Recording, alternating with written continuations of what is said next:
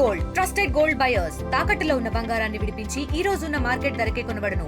మరిన్ని వివరాలకు సంప్రదించండి 77107720.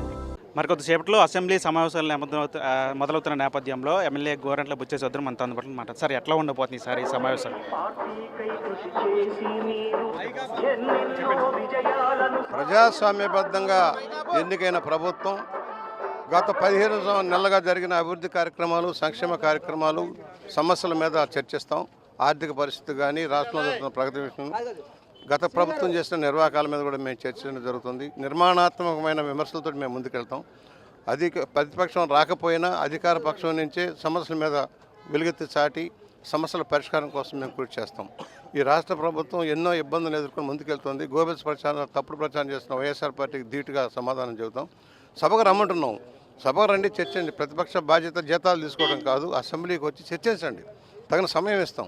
ఎందుకు పిరికితనంతో పారిపోతున్నాడు జగన్మోహన్ రెడ్డి సభకు చెప్పాల్సిన అవసరం ఉంది. నేను వస్తే నాకు మైక్ ఎవరు మాట్లాడడానికి అనేది ఆయన ప్రధానంగా. నువ్వు చేసిందే అందరూ చేస్తారని అనుకుంటున్నావు. గత ప్రభుత్వంలో మాకు ఏం మైక్ లేవు, మమ్మల్ని రోజు బయటకు గెంటారు.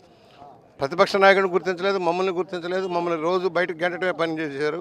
అలా చేస్తారని భయపడుతున్నాడు. తను చేసిన అక్రమాల మీద డిబేట్ సమాధానం చెప్పుకోలేక పారిపోతున్నాడు అనేది ఉద్దేశం. ప్రధానికి ఎందుకు రాలేదంటే లిక్కర్ కేసు ఇట్లాంటివన్నీ మాట్లాడతారని రావట్లేదు. అన్నీ కరెక్ట్గా గత ప్రభుత్వంలో జరిగిన అనేక అవకతవకల మీద, అసమర్థ విధానం మీద, కేంద్ర రాష్ట్ర ప్రభుత్వ పథకాలను ఎలా నీరుగార్చడం అన్నీ చర్చిస్తాం. డిబేట్ జరుగుతుంది. రాష్ట్రం ఎందుకు వెనుకబడిపోయింది, కనీస ప్రగతి లేదు, పరిశ్రమలు లేవు, పెట్టుబడులు లేవు, ఉపాధి లేదు, దాని నుంచి మేము చర్చిస్తాం. రమ్మను, సమాధానం చెప్పుకోము.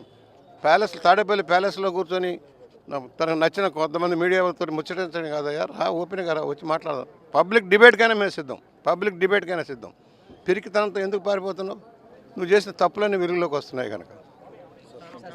అంటే గత 5 ఏళ్ళకి సంబంధించి అయితే వైఎస్ఆర్సీపీ చేసినటువంటి అవకతవకలు ఏవైతున్నాయో వాటన్నిటి మీద కూడా సభలో ప్రశ్నిస్తారు కాబట్టి వాళ్ళందరూ కూడా రావడానికి సుముఖత చూపట్లేదు. ఖచ్చితంగా ప్రజల పక్షాన మాట్లాడాల్సిన బాధ్యత ఉంటుంది. ప్రజాప్రతినిధులుగా వాళ్ళు మాట్లాడాలి కాబట్టి ఖచ్చితంగా సభకు వస్తే వారికి అవకాశం ఇస్తామని చెప్పి కూడా నాయకులు కూడా చెప్తున్న పరిస్థితి. సిద్ధుతో మన టీవీ వెంకటపురం నుంచి.